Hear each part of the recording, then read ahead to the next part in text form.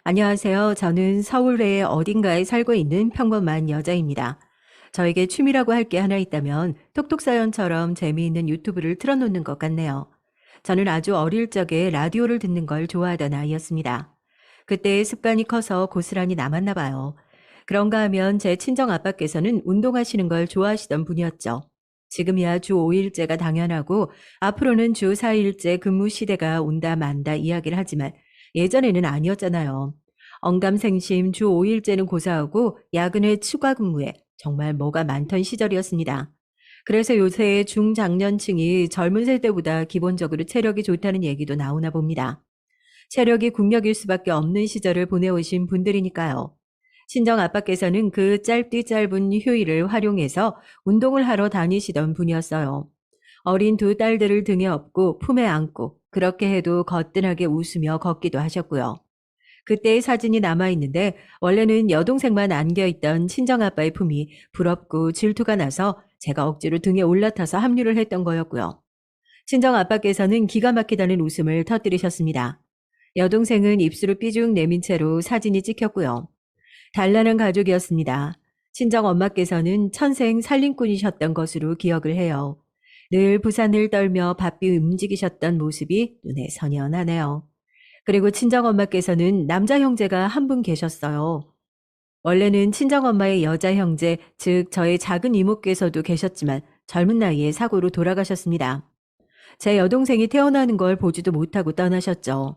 외할아버지께서는 몸이 원체 편찮으셨는데 결혼을 앞두고 있었던 당신의 막내딸이 그렇게 된 걸 보시고 충격을 크게 받아서 그대로 돌아가셨다고 해요. 외가에는 이런 비극이 있었고요. 참고로 저에게는 친가가 없다시피 했습니다.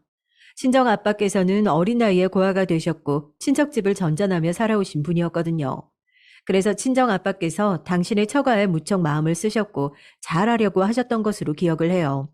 외할아버지께서 돌아가시고 시간이 지나서 그 집이 정리가 됐죠. 외삼촌이 앞으로 외할머니를 모신다고 하셨어요. 그 이후로는 그곳에서 외할머니께서 쭉 사셨던 겁니다. 하지만 여러 가지 불협화음이 있었나 보더라고요. 시간이 갈수록 그게 해결이 되기는커녕 더욱 진지한 문제로 번져갔고요. 나는 더 이상 어머님하고 못 살겠어. 나 이제는 하루도 어머님 더 모실 수 없으니까 당신이 알아서 해. 여태까지 잘 해오다가 갑자기 이제 와서 무슨 소리야. 뭐를 잘해왔다는 거야. 그간 내가 참아온 것 뿐이겠지. 아휴, 내가 얼마나 힘들고 괴롭다고, 머리가 다 아프고, 당신한테 하소연을 해왔는데, 그때마다 당신은 내 고민과 괴로움을 대수롭지 않게 여기면서 모른 척 했잖아. 아니, 이 사람이 진짜 내가 언제 모른 척을 했어? 그런 게 아니라 어차피 우리 어머니를 모시고 사는데 당신이 자꾸 시시콜콜 불평불만을 해봤자 상황이 바뀌는 건 없잖아. 오히려 매번 상황을 귀찮게 꼬아버릴 뿐이지. 쓸데없는 짓이니까 내가 굳이 귀담아 들을 필요성을 못 느낀 것뿐이야. 모른 척 해온 건 아니니까 괜한 오해하지 마라, 당신. 허, 결국 그 소리가 그 소리잖아. 당신은 이런 상황에서도 나하고 말장난할 기분이 들어? 아, 그래. 지금도 당신은 내 말 진지하게 안 듣고 있는 거야. 그치? 어차피 이래봤자 나에게는 어머님을 계속 모시고 사는 선택지밖에 없다고 당신 그렇게 생각하는 거지? 아니, 그럼 다른 선택지라도 있어. 그냥 사는 대로 계속 살면 될 걸 가지고 당신이란 사람은 왜 매번 이렇게 피곤하게 생각을 하고 사는 거야? 나는 당최 이해가 안 가. 이해가 안 가는 나하고는 더 이상 같이 안 살면 되겠네. 그냥 별 생각 없이 편하게 같이 살면 그만인 어머님하고 당신이 쭉 계속 같이 살아드리면 되겠어. 나만 빠지면 되잖아. 안 그래? 내가 진작에 눈치가 빠졌어야 했는데 내가 그동안 눈치가 없었네. 미안해. 이제라도 내가 빠져줄게. 아니, 꺼져줄게. 속 시원하게. 당신 지금 대체 무슨 소리를 하는 거야? 그럼 뭐 지금 집이라도 나가겠다는 거야? 애들은 어쩌고?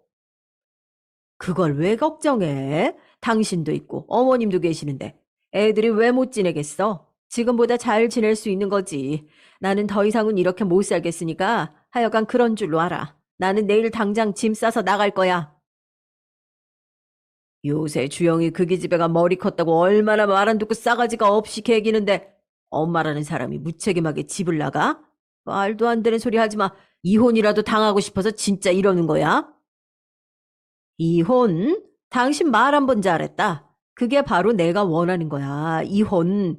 당신하고 법적으로 남남이 돼서 이 지긋지긋한 결혼 생활에 마침표 좀 찍어 보자고. 이런 단면만 보자면 쉽사리 믿어지지 않지만 본디 외숙모께서는 참한 며느리의 정석으로 여겨졌던 분이셨습니다. 조용조용하고 나긋나긋하고 불만을 표하는 법이 거의 없고 좋은 게 좋은 거라고 생각하며 지내시던 분이었기 때문에 외숙모께서 외삼촌과 결혼을 하셨던 당시는 주변에서 외할머니와 외할아버지를 향해 며느리를 얌전한 이로 잘 보았다며 부러운 소리를 내고는 했다고 해요. 그러셨던 분이 외숙모셨고 저도 착하고 다정하신 분으로만 생각을 하며 자랐기 때문에 외할머니 때문에 성격이 점점 그런 식으로 변하셨던 줄은 상상도 못했습니다. 친정 아버지께서도 자세히 모르셨다고 해요. 단지 친정 엄마께서는 외할머니께서 당신께 자꾸만 외숙모의 흉을 보시니까 얼추 알고 계셨던 것이고요. 외삼촌 댁은 저희 집에서 거리가 꽤 멀었습니다. 그래서 쉽사리 자주 왕래를 할 수는 없었어요. 당시에는 도로 사정이 지금보다 훨씬 안 좋았거든요. 이 모든 게 핑계일지 모르겠지만 여튼 저희 가족들은 이러저러한 이유로 외삼촌 댁에서 그런 첨예한 대립이 일어나고 있는 걸 모르고 있었어요. 외삼촌께서 이런 이야기를 저희 친정 부모님께 꺼내실 분도 아니었고요. 원래 이런 건 장남이 해야 할 일이야. 장남의 의무고 우리 어머니가 자식들 키우시느라 고생을 얼마나 하셨는데 무슨 일이 있어도 모시면서 효도하는 게 맞지. 그게 당연한 거지. 이걸 못한다고 하는 게 이상한 거야. 외숙모께서는 참고 참으신 모양입니다. 그랬다가 제대로 상처가 골마버렸고 터지게 된 것이죠. 외숙모께서는 외삼촌과 대판 싸우신 후 정말로 짐을 싸셨다네요. 그리고 그 짐을 발견하신 외할머니께서 역성을 내시자 그대로 그 짐을 들고 집을 나가버리셨대요. 완전히 난리가 난 거죠. 설마 외숙모께서 그렇게까지 하실 줄은 외삼촌도 예상 못하신 바였다고 합니다. 외할머니께서는 저희 친정 부모님께 연락을 하셨고 상황을 알리시면서 연신 한숨을 내쉬셨어요. 내가 죽어야지. 아유, 괜히 살아있어서 온갖 꼴을 다 보는구나. 나 때문에 우리 장남 호라비로 만들 수도 없는 노릇이고 이제 다른 수가 있겠니? 그냥 내가 죽는 수밖에. 그렇게 상황이 심각한 줄은 몰랐어요. 엄마, 이상한 소리 하지 마셔. 알았죠? 우리가 모시러 갈 테니까 일단 가만히 거기 계셔요. 친정 엄마께서는 골치 아파하시면서도 단박에 외할머니를 모시고 와야 한다는 결단부터 내리셨습니다. 친정 아버지께는 무조건 동의하라고 하셨고요. 설마 그런 불편한 일들이 있을 줄은 몰랐네. 장모님께서 지금 무척 입장이 곤란하실 텐데 이럴 때 도와드릴 수 있으면 좋지. 나같이 별 볼 일 없는 사람을 흔쾌히 사위로 맞아주시고 보듬어 주셨던 장모님 그때 그 은혜 내가 어떻게 잊겠어. 친정 부모님께서 결정을 내리시고 날짜를 잡으신 뒤 저와 여동생에게 외할머니와 함께 살게 되었다는 이야기를 전해주셨어요. 잠깐 며칠일 수도 있고 혹은 길게 몇 년일 수도 있다고. 두 분은 솔직하게 말씀을 해 주셨습니다. 여동생은 새침하게 볼을 부풀리는 것이 다였지만 저는 싫은데 라고 괜히 몇 번이고 중얼거렸어요. 그러나 제 목소리를 친정 부모님께서는 분명 들으셨음에도 못 들은 척 하셨죠. 그 편이 낫다고 여기셨을 겁니다. 제가 외할머니를 싫어한 것은 아니었는데 같이 살게 되면 집에서 저만의 공간이 줄어들고 사라질 게 뻔했기 때문에 그 점이 싫은 거였어요. 제 반응이 퉁명스러웠던 게 마음에 걸리셨던 친정 부모님께서는 외할머니를 모시러 가는 길에 저에게 함께 가자는 강요를 하지 못하셨습니다. 따라가고 싶다고 떼를 썼던 여동생만 동행을 하게 됐죠. 그때 외삼촌께서는 어렵사리 외숙모의 행방을 찾으신 뒤였습니다. 오랜 고향 친구의 거처로 외숙모께서 가 계셨다고 하더라고요. 뭐? 아가씨가 이번 주말에 어머님을 모셔가기로 했다고? 그게 정말이야? 어머님이 거기 가서 쭉 사신다고 그러셨고? 그래, 장남인 내가 어머니를 끝까지 책임져 드려야 하는 게 맞는 건데 당신이 더 이상 못 해먹겠다고 난리를 치니까 별 수 있어? 동생네한테 신세 져야지. 어머니도 그러시겠대. 이제 속이 시원해? 만족해? 애들 보기에 부끄럽지도 않어. 당신 지금 당장 집으로 돌아와. 나라고 속이 시원하기만 한 줄 알아? 당신은 내 속도 모르고 정말 아이고 지난 세월 동안 내 속이 썩어 문드러진 건 왜 몰라 왜? 아무튼 어머니 문제 해결됐잖아. 그러니까 당신도 이제 적당히 좀 해. 설마 어머니한테 인사도 안 드릴 건 아니지? 아유 정말 인사는 드려야지. 나도 그 정도는 아는 사람이야. 나 절대 도리 모르는 사람은 아닌데 아유 이렇게 살다 보니까 어쩔 수 없이 변한 거야. 알기나 해. 외숙모께서는 속상한 심정을 표출하시면서도 다시 짐을 챙기셨습니다. 그리고 미리 가 있는 건 민망하다고 하시면서 저희 친정 부모님과 여동생이 외삼촌 댁에 외할머니를 모시러 방문하는 그 당일에 귀가를 하셨죠. 외숙모께서는 이른 오전에 귀가를 하셨고 조금은 차분한 분위기 속에서 외할머니 외삼촌과 이런저런 대화를 나누셨다고 합니다. 그런데 어쨌거나 결론은 계속 함께 살기는 어렵다는 것이었죠. 그래서 변동 없이 친정아빠의 자동차가 움직였던 겁니다. 저는 그날 배웅에 나섰고 이웃집에 놀러가서 시간을 보냈어요. 태연하게도 인형 놀이를 하면서요. 제가 그러는 동안에 제 가족들이 어떻게 됐을 줄도 모르고요. 바보같이 그렇게 있었습니다. 교통사고가 크게 났고 사중추돌 사고는 두 자릿수의 사상자를 냈어요. 그 안에는 제 사랑하는 친정 부모님과 여동생이 포함되어 있었습니다. 나중에 전해 들은 것에 의하면 여동생이 바로 숨을 거뒀고 그 모습을 울며 바라보던 친정 엄마께서도 구급차가 도착한 직후에 조용히 눈을 감으셨다고 해요. 친정 아빠께서는 살아계셨습니다. 육안으로 보기에 가장 심각한 부상을 당한 상태셨으나 아직 살아계셨고 병원으로 이송되셨어요. 그 병원으로 외삼촌, 외숙모, 그리고 외할머니 세 분께서 눈물을 쏟으며 달려가셨습니다. 평소에 무척 건강하셨기 때문에 아직 버티고 계신 거라고, 건강하셨기 때문에 지금 버티고 계신 게 가능한 거라고 의사가 눈물을 글썽이면서 그렇게 말을 한 순간 세 분 다 병원 바닥에 주저앉으셨고요. 아이고 우리 박서방이 딸내미를 기다리는구나. 혼자 두고 가기가 너무 미안해서 얼굴 보고 가려고. 그러려고 지금 기를 쓰고 버티고 있구나. 외할머니께서 가슴을 치며 그렇게 말씀하셨고 친정 아빠마저 가망이 없다는 사실을 아신 외삼촌과 외숙모 내외는 돌이킬 수 없을 만큼 절망하신 상태였어요. 친정 엄마 그리고 제 여동생까지 세상을 떠난 이 상황에서 친정 아빠 한 사람이라도 살기를 정말 간절히 기도하고 계셨거든요. 그런데 그게 가망이 없다는 선고를 받자 눈앞이 노래지고 정신이 나갈 것 같으셨다고 합니다. 저는 어리둥절한 채로 병원에 도착했었죠. 그때가 자정을 넘긴 새벽이었어요. 이웃 아주머니 아저씨들의 손에 이끌려 병원에 왔더니 외할머니께서 거의 산송장 같으신 몰골이 되신 채로 저를 보시자마자 오열하시는 것에 저는 너무 무서워졌습니다. 저와 함께 병원에 오신 이웃분들이 전부 다 울고 계셨고 그분들은 상황을 다 아시고서 차마 저에게 자세히 말씀은 못하시고 그냥 저를 데려오셨음을 그제야 알았습니다. 외삼촌께서 조심스레 제 손을 잡고 말씀해 주셨어요. 아직 아빠는 볼 수 있어. 지금이면 아직은 아빠를 볼 수 있어. 유진아, 아빠 보고 싶지? 아빠 보러 갈래? 네, 외삼촌. 저희 아빠 어디 계세요? 할머니 모시고 오겠다고 갈고 닦은 체력으로 장거리 운전 거뜬하다면서 그런 말씀하고 나가셨어요, 외삼촌. 저 지금 아빠가 너무 보고 싶어요. 제가 울면서 대답하자 외삼촌께서는 버티시던 게 무너져 내렸는지 그대로 제 앞에서 무릎을 꿇으시며 바닥에 이마까지 대고 엉엉 울기 시작하셨습니다. 외할머니께서는 거의 혼절 직전이셔서 다른 어른께서 살피고 계셨고 저의 손을 잡아 이끈 사람은 결국에 외숙모셨어요. 붉어진 눈가에 힘을 주고 외숙모께서는 앞장서 걸으셨습니다. 그렇게 저는 친정아빠의 마지막 모습을 눈에 담을 수 있었어요. 정말 간발의 차였습니다.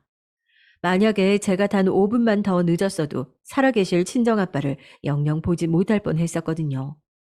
엉망이 된 모습으로 친정아빠께서는 누워 계셨고 제가 너무 큰 충격을 받아서 그곳을 뛰쳐나가서 울고 싶은 충동이 밀려왔습니다. 어린 마음에 이 현실을 부정하고 싶었던 거예요. 그런 저를 외숙모께서 잡아주셨습니다. 제 어깨를 잡으시고 분명하게 말씀해 주셨죠. 유진아, 아빠한테 인사드려야지. 이 다음에 평생 두고두고 후회할 일은 하지 말았으면 한다. 그런 후회 아는 것은 이 외숙모로도 좋게. 우리 유진이는 그런 후회를 남기지 말았으면 좋겠어. 무섭고 당황스럽더라도 아빠한테 지금 인사드려. 지금 바로. 알았지? 저는 눈물을 훔치며 고개를 끄덕였고 친정아빠께 가까이 다가갔습니다. 거기까지 가자 저도 모르게 너무 슬프고 애틋한 마음이 들어서 손을 뻗어 친정아빠의 얼굴 한쪽을 어루만졌어요. 얼굴도 성치 못해서 대체 어디를 만져야 하는지 잠시 고민이 됐었죠. 그러자 놀라운 일이 벌어졌습니다. 몇 초 뒤 친정아빠께서 스르르 눈을 뜨신 겁니다. 놀란 외숙모께서 숨이 멎을 것 같은 소리를 내셨고요. 저는 친정아빠와 시선을 맞췄습니다. 친정아빠께서는 저를 바라보시며 눈을 깜빡이셨어요. 2번이었죠. 그리고 다음번에 눈이 감겼을 때는 그 눈이 다시 저를 바라보지 못했습니다. 심장 박동이 멈췄다는 기계의 알림 소리가 울려 퍼졌어요. 그 후로는 기억이 희미해요. 제가 그곳을 어떻게 벗어났었는지 이런 것들이 기억에 잘 남아있지 않습니다. 하루아침에 제 일상은 완전히 박살이 나 있었어요. 가족이 모두 사라졌으니까요. 저만 남긴 채 모든 것이 없어진 뒤였습니다. 외할머니께서는 이 모든 게 당신의 탓이라고 하셨어요. 더 살기 싫다며 식음을 전폐하셨죠. 막내딸을 한번 잃어보셨던 외할머니께서는 더 이상은 견딜 수가 없다고 하셨죠. 그리고 외숙모께서는 아예 삶을 등질 준비를 하신 분 같아 보였어요. 가족을 잃어버린 저를 외숙모께서 신경 쓰며 돌봐주고 계셨는데 제가 기운을 다 차리는 게 보이면 그때 떠나겠다고 하셨거든요. 그러면서 지으시던 희미한 미소가 저는 불길했습니다. 그래서 고민하다가 이걸 외삼촌께 말씀을 드렸는데요. 얼마 후에 외삼촌께서는 외숙모의 소지품에서 농약을 발견하셨습니다. 세상을 등지려고 준비를 해두셨던 거예요. 제가 그걸 어떻게 알았는가 하면 외삼촌과 외숙모가 옥신각신하며 다투시는 소리를 듣고 깼던 날에 몰래 엿듣고 말았어요. 가족들이 그렇게 떠난 이후 저는 자주 악몽을 꿨고 깊은 잠을 이루지 못했거든요. 자그마한 소음에도 깨고는 했었는데 그 덕에 엿들을 수 있었던 거예요. 저는 크게 놀랐습니다. 망설이지 않고 2분 사이로 끼어들었어요. 그만하세요. 이제 그만하세요. 처음부터 2분이 이러셨기 때문에 저희 부모님이 돌아가신 거예요. 제 동생이 하늘나라로 간 거고요. 외삼촌, 왜 외숙모한테 말을 그렇게 하세요? 저희 동네에 시끄럽게 짖는 똥개가 한 마리 있는데 그 똥개한테 한마디씩 할 때 동네 사람들이 외삼촌 같은 표정을 짓고 외삼촌 같은 말투를 내요. 지겹고 짜증나는 똥개를 상대할 때나 그러는 거예요. 외숙모한테 그러시면 안 돼요. 그리고 외숙모, 미안해서 못 견디겠다고, 죽음으로 갚겠다고 그런 생각 왜 하시게 됐어요? 저희 엄마가 그러셨는데요. 세상에는 남자가 있고 여자가 있고 그리고 엄마가 있는 거라고 했어요. 자식이 있는 엄마는 남자보다 힘이 세질 수도 있고 여자가 할 수 없는 일들도 할 수 있게 된다고 그랬어요. 자식이 우주고 목숨 10개보다 소중하기 때문에 그렇다고 했고요. 그런데 외숙모도 엄마잖아요. 엄마라면 그러면 안 되는 거잖아요. 엄마를 잃은 자식이 얼마나 슬퍼하게 되는지 저를 보면 아실 수 있잖아요. 제가 울면서 막 소리를 질렀습니다. 그리고 감정적으로 막 쏟아낸 저의 말을 듣고 외삼촌과 외숙모께서는 완전히 일침을 당했다는 표정들이 되셨죠. 허를 찔린 얼굴들을 하고 계셨는데 2분 다 저에게 미안하다고 사과를 하셨고 저는 그날 울면서 잠이 들었는데 이튿날부터 어딘가 2분의 분위기가 달라져 있었습니다. 뭔가 그 이전보다 신중한 기운이 감돌고 있었던 듯 싶어요. 외할머니께서는 충격으로 많이 쇠약해지신 상태였고 외숙모께서는 그런 당신의 시어머니를 앞으로 열과 성을 다해 돌아보아 드릴 것이라고 그런 각오를 제 앞에서 말씀을 하셨죠. 그건 바로 삶을 포기하지 않고 계속 살아갈 것이라는 뜻이나 다름없었습니다. 저는 다행이라고 생각했었죠. 외삼촌께서는 무언가 저를 위해 이런저런 고심을 하고 계시는 게 보였고요.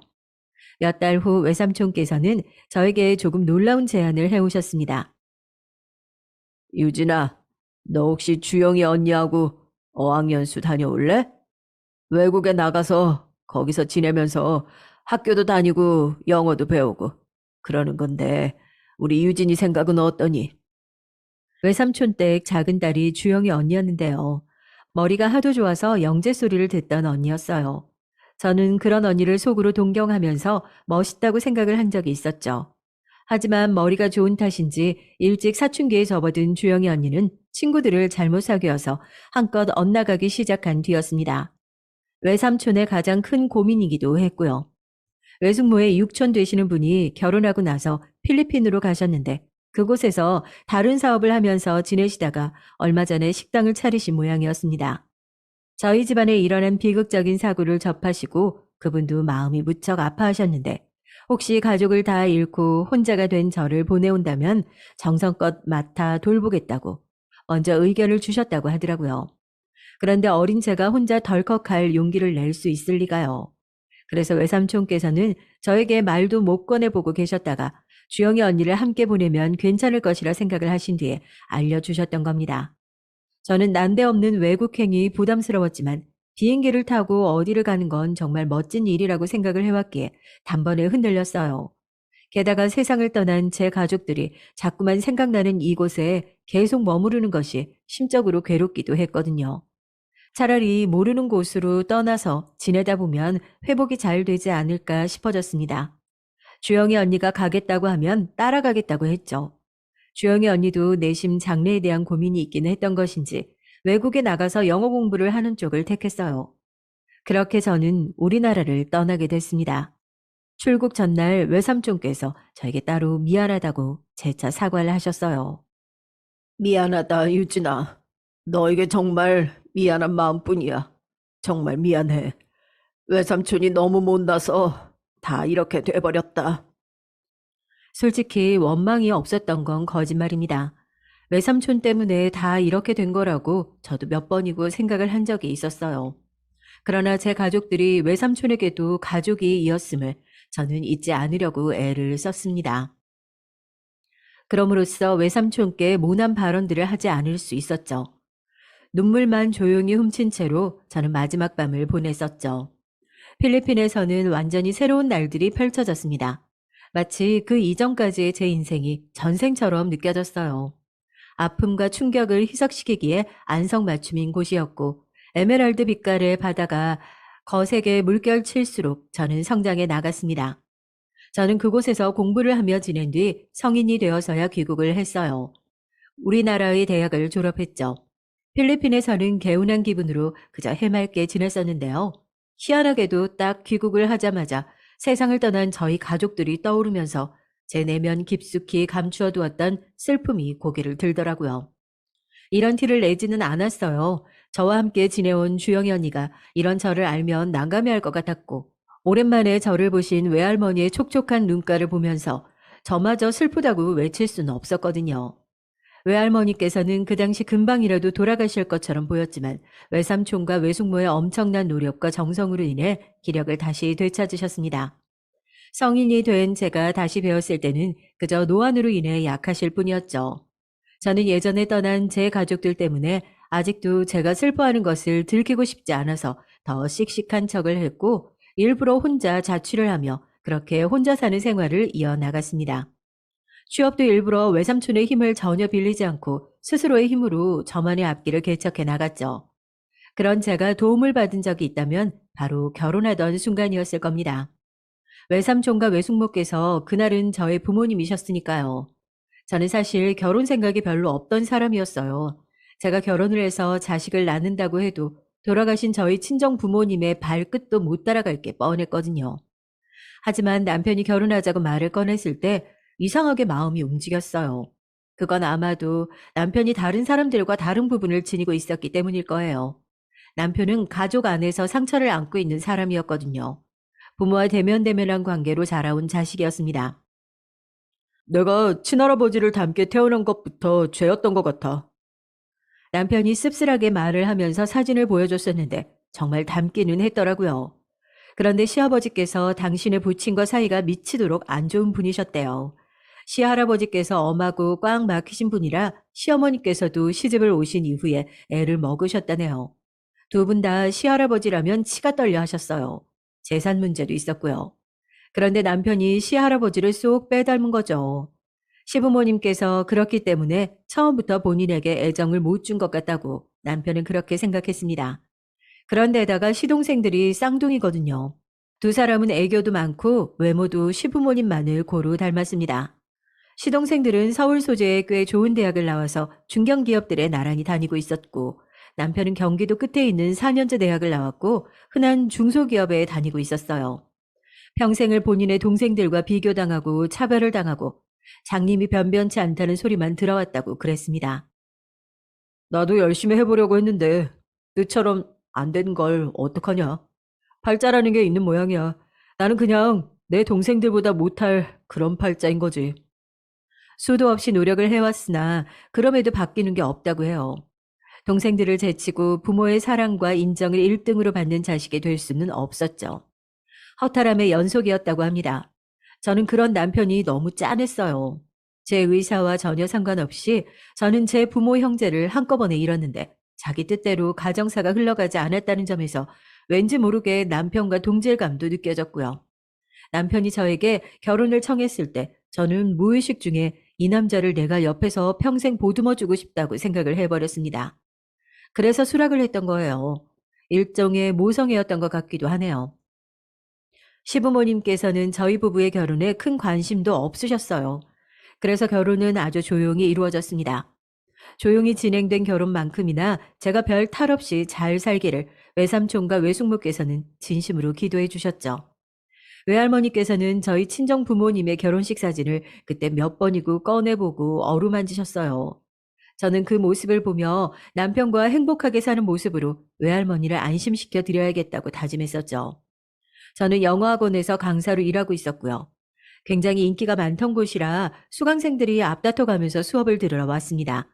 저는 그곳에서 안정적으로 자리를 잡은 뒤였고 적성에도 맞아서 그럭저럭 일을 잘 다녔는데요. 남편은 그렇지 못했습니다. 지난번부터 나를 째려보는 그 눈빛이 거슬리더니 이제는 아예 대놓고 나를 배척하더라. 상사가 그래도 되는 거야? 개인적인 감정 때문에 공과 사 구분도 못하고 사람을 이렇게 괴롭혀도 되는 거냐고. 결혼 전부터 회사 일로 고민이 좀 있었는데 결혼하고 나서 몇 달이 지났을 무렵부터 그게 큰 일로 점점 번져가고 있었어요. 나는 왜 일을 하나도 제대로 못 해낼까? 다 내가 문제라서 결국 이렇게 된 거겠지.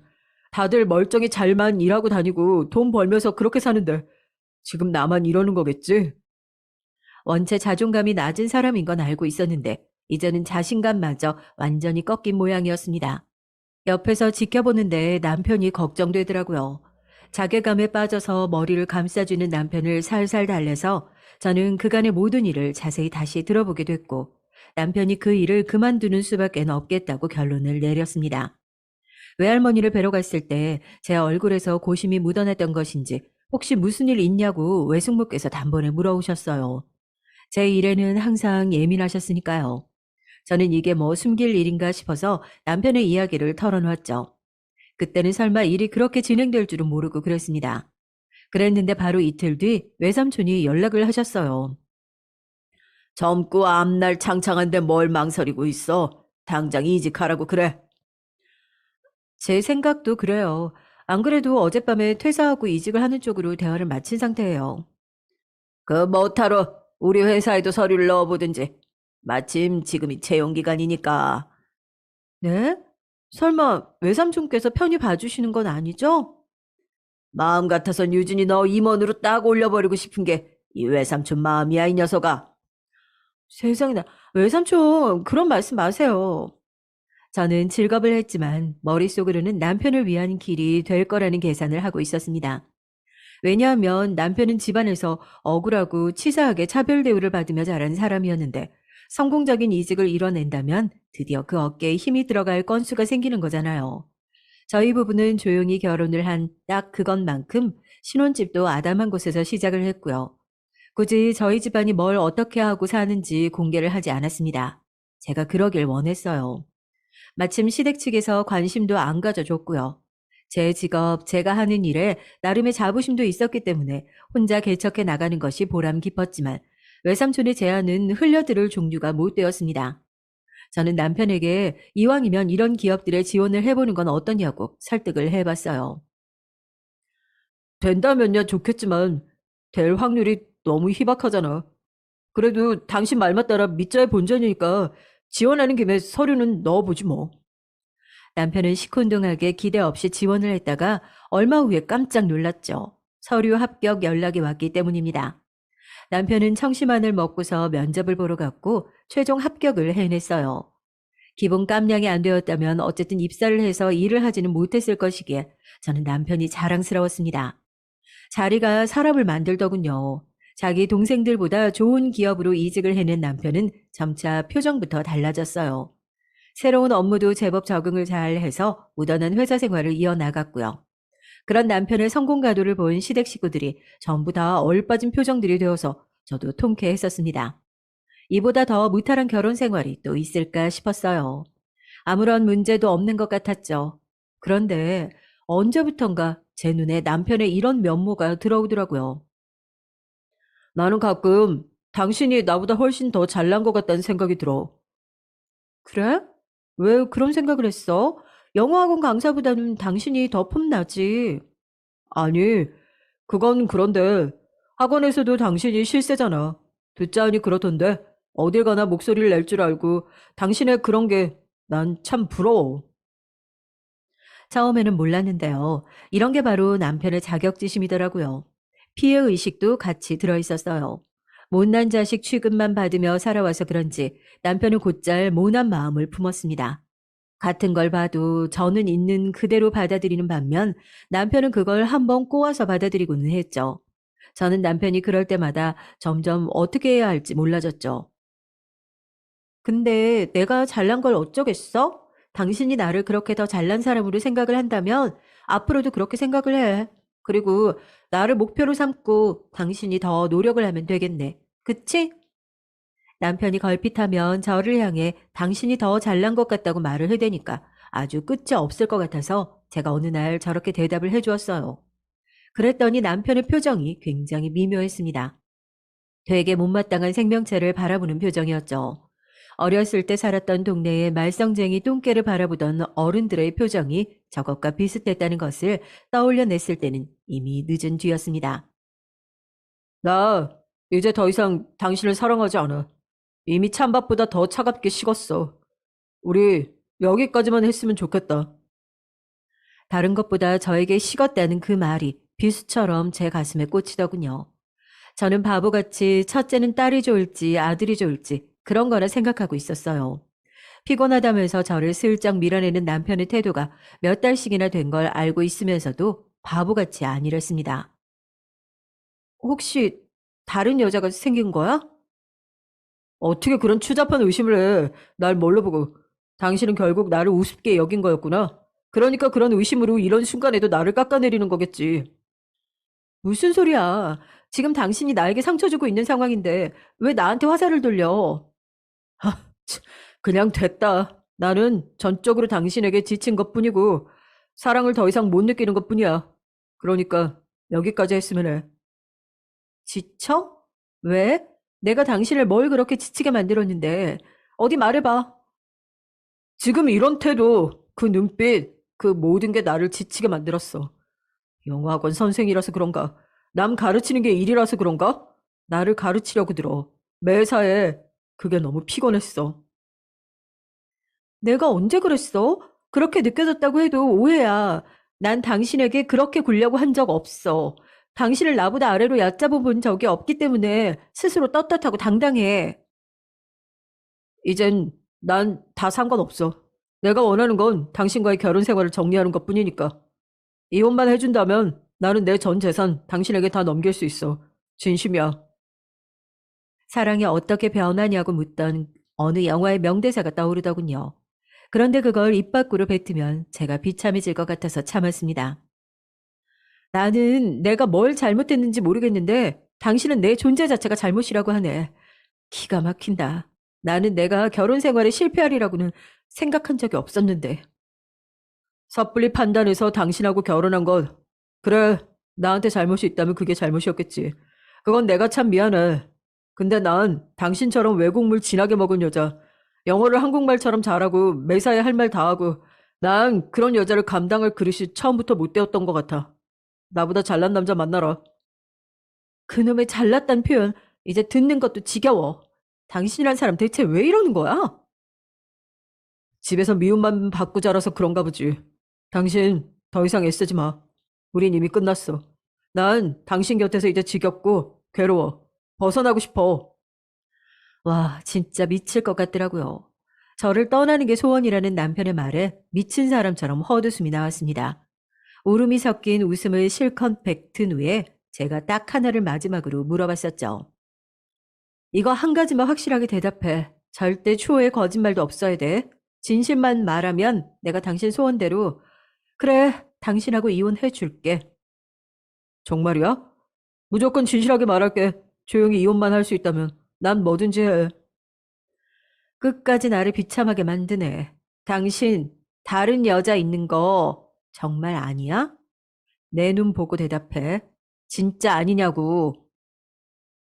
절대 아니야. 맹세. 하늘에 대고 맹세할 수 있어. 다른 여자가 있어서 이러는 건 아니야. 그냥 이혼을 하고 싶을 뿐이야. 남편의 간절한 눈빛이 저를 초라하게 만들었어요. 저는 사고로 생을 마감한 제 가족들이 떠오를 때마다 인생을 낭비해서는 안 된다고 생각을 하고 했죠. 오늘을 살고 내일을 기약하는 건 엄청난 특권이었으니까요. 남편의 인생이 저로 인해 낭비되지 않기를 바랐고 저 또한 저를 사랑하지 않는다는 남자의 옆에서 제 인생을 낭비하고 싶지 않았기에 이혼을 했습니다. 서로 사람 대 사람으로는 좋지만 부부관계로는 아니었던 것 같다고 그런 건조하고도 깔끔한 이유를 주변에는 댔죠. 딱히 거짓도 아니었고요. 저는 무덤덤하게 굴면서 아무도 저를 걱정하지 못하도록 했습니다. 저와 이혼하고 남편은 홀가분히 제 곁을 떠나갔어요. 그리고 저라는 연결고리가 있었던 그 기업에서 멋지게 사회생활을 이어갔죠. 씁쓸한 현실이었습니다. 그런데 설마 충격적인 반전이 있을 줄은 몰랐어요. 야, 유진아, 나 이번에 우리 아빠 회사 들어가는 거 알지? 저와 외국 생활을 함께 하기도 한 외삼촌의 딸 주영이 언니가 연락을 해왔는데요. 목소리가 격앙되어 있었습니다. 언닌 외국계 기업에서 경력 쌓은 엘리트 인재잖아. 외삼촌이 쌍수 들고 좋아하고 계시던데? 그런데 혹시 무슨 일 있어? 있지. 무슨 일 있어. 너 이혼한 제부. 아니지. 그 자식한테 여자 있는 거 알았어? 아무래도 최소 몇 달은 된 모양이던데 회사 들어가기 전에 내부 분위기 좀 파악하려고 이런저런 소식통을 심어놓고 각종 이야기를 듣는 중인데 그러면서 알게 됐어. 그 자식이 같은 부서 여자랑 그렇고 그런 사이 같다고. 소식통이 나한테 그러더라고. 심장이 쿵 내려앉았습니다. 당장 그 여자가 어떤 여자인지 정보를 받아들었습니다. 저보다 3살 어린 여자였죠. 그리고 인상부터가 청순하다 못해서 유약해 보였어요. 예쁜 외모는 아니었지만 몸매가 좋은 편이었고요. 눈웃음을 살살 치는 얼굴이었습니다. 회사 내에서 자기의 의견을 당당하게 못 내고 매사에 소심하게 구는 사람으로 평가가 내려져 있었어요. 하지만 남의 의견에 토를 달지 않고 주어진 일을 묵묵하게 해내는 면모 또한 있어서 장단점이 공존하는 인물이었죠. 절대로 잘난 척하는 여자로는 안 보이겠네. 오히려 무조건 남자를 추켜 세워주는 성격이니까. 이 여자가 어떤 사람인지 알자마자 그 자식이 이 여자와 바람이 난 게 맞다는 확신이 들었습니다. 게다가 소름이 끼쳤던 거 한 가지가 뭔 줄 아시나요? 그 여자가 어딘가 묘하게 그 자식의 모친과 닮아 있었다는 겁니다. 본인이 인정받고 사랑을 받고 싶었던 존재, 모친과 닮은 그 여자가 마침 순종적이고 맹한 성격이라니 그 자식이 눈이 돌아갈 만했죠. 저는 주영이 언니에게 부탁을 해서 그 연놈들이 사내 컴퓨터로 혹시 개수작을 부렸던 게 있는지 확인해달라고 했어요. 확인 결과 역시나 흔적이 남아 있었더라고요. 놀라운 건 맨 처음에 적극적으로 달려든 건 여자 쪽이었던 겁니다.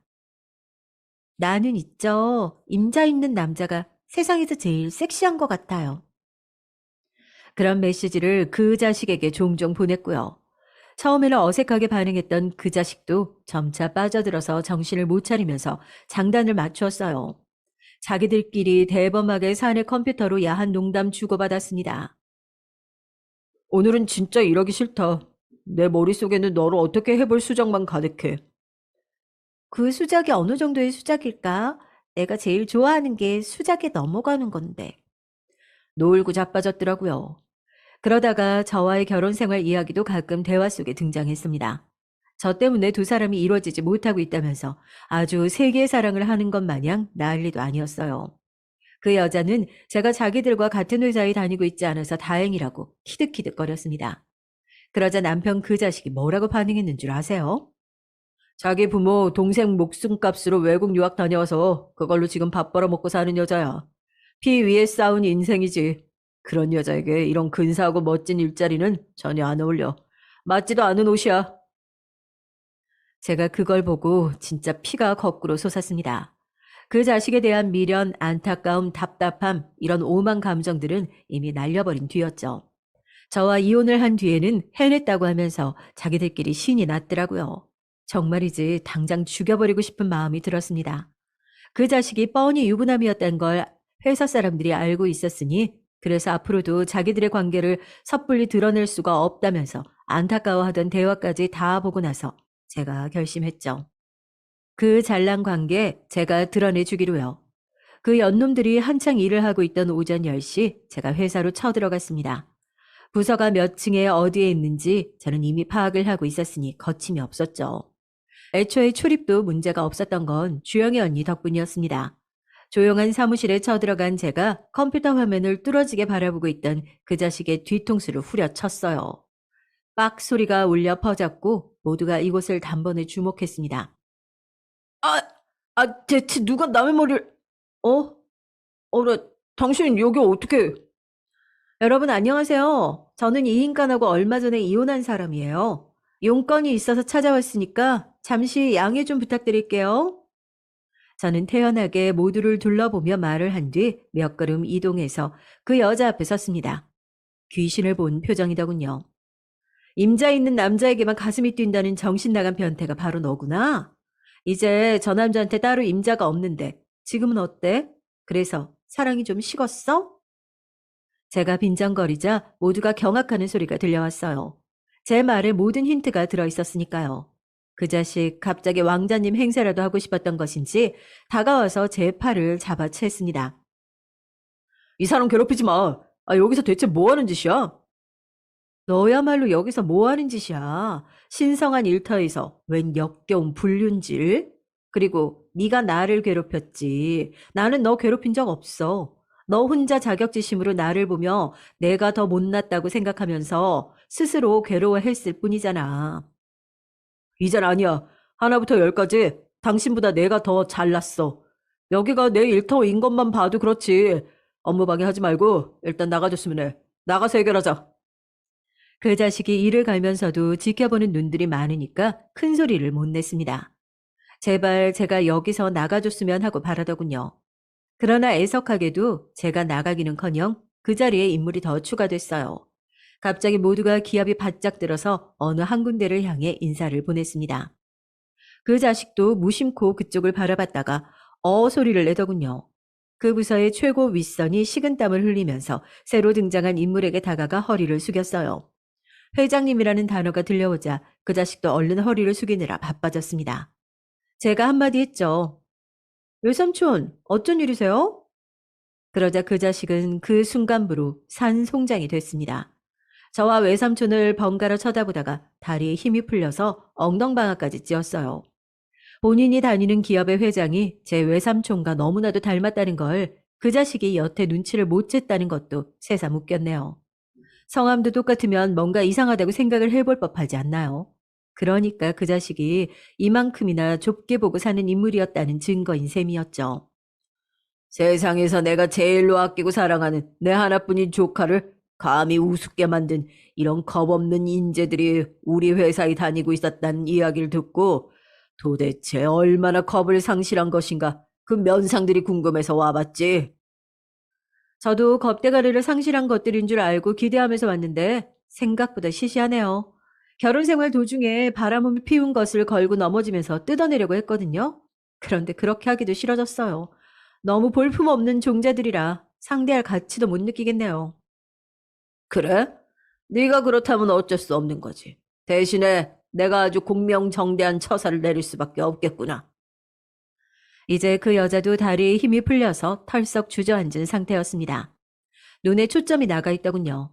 그 자식의 흔들리는 눈빛이 저를 향해 묻고 있었어요. 이직, 입사. 이것도 제 힘이었냐고요. 그래서 저는 그저 피식 웃는 것으로 답을 했습니다. 그 자식이 비참한 패배감에 취해서 고개까지 떨구는 걸 보고 저는 그곳을 나왔어요. 주영이 언니하고 비싼 레스토랑에 가서 고기 맛이나 봤죠. 그릇을 싹싹 비우는 동안 그 연놈들 때문에 받은 타격도 다 지워졌습니다. 외삼촌께서는 과연 공명정대하게 일 처리를 하셨어요. 각종 명분을 만드셔서 그 연놈들을 저기 멀리 지방의 어느 섬마을로 보내버리셨거든요. 그곳에서 황당무계한 조사 업무를 하게 된 두 사람은 애절한 사랑을 그 외딴 곳에서 펼치기는커녕 서로에 대한 비난만 하다가 몇 주 버티지도 못하고 자진 퇴사를 해버렸습니다. 힘들게 들어왔던 좋은 직장을 끝내 잃었다는 게 너무 슬펐던 것인지 그 여자가 통곡을 했다는 목격담이 있었네요. 그 자식은 다사다난한 시기를 보내는 때에 다시 한번 가족들이 본인에게 등을 돌리고 있다는 사실을 깨닫고 새삼 절망했습니다. 그 자식을 향해서 그 가족들이 그럼 그렇지라며 혀를 끌끌 찼다고 하더라고요. 인과응보였으니 별로 동정심은 안 들었네요. 주영의 언니가 몇 번이고 같이 일을 하자고 권하는 바람에 결국은 제가 못 이긴 척 입사를 해버렸는데요. 생각 외로 적성에 맞는 업무를 찾아서 꽤 오래 일을 다녔답니다. 지금은 그 회사를 나와서 다른 일상을 보내고 있는 중이죠. 확실히 말씀드릴 수 있는 건 제가 행복하게 지내고 있다는 거예요. 하늘에 있는 제 가족들에게 부끄럽지 않을 정도는 되죠. 이쯤에서 여러분은 제가 그래서 지금 재혼을 했을 것 같나요? 아니면 계속 혼자 지냈을 것 같나요? 댓글에 생각을 밝혀주시면 제가 그걸 보면서 정답 비율을 재미있게 계산해 볼게요. 여러분의 일상도 행복으로 가득 차기를 바랍니다. 저는 한때 대리운전을 많이 했었기에 라디오로 사연을 들을 때가 많았는데요. 요즘 시대엔 유튜브로 이런 세계를 즐길 수 있다는 것이 새삼 신기해요. 그래서 즐겨 듣고 있던 와중에 아무래도 라디오보다는 여기 유튜브가 더 제 얘기를 전하기 편할 것 같아서 보내게 됐습니다. 적다 보니 참 제 인생은 평평한 바닥을 걸었던 날이 별로 없었음을 실감했네요. 전 20대 초반에 저와 5살 차이가 나는 한 남자를 만나게 됐습니다. 해외여행을 갔을 무렵에 만났는데요. 그때 저나 그 남자나 각각 혼자 여행을 와 있었던 차였고 아주 정말 너무나 우연하게 같은 카페에서 이틀 연속 같은 한국인을 마주치게 된 거죠. 결국 그게 인연이 되었어요. 정말 누가 먼저랄 것도 없이 서로에게 끌렸던 것 같습니다. 저기 한국인끼리 이렇게 마주친 것도 인연인데 혹시 이런 거 물어봐도 될까요? 저는 김지훈이라고 하고 올해 27이에요. 그쪽은 나이가 어떻게 돼요? 근데 이때 저도 왜 그렇게 쑥스럽고 날아갈 듯 한편으론 기뻤는지 모르겠어요. 어영부영 아무것도 모르고 갔던 해외에서 좋은 점도 있었지만 사실 왠지 낯설고 헤매던 부분도 있었거든요. 게다가 그 남자는 생각보다 꽤 키도 크고 좋은 인상을 갖고 있는 사람이었고요.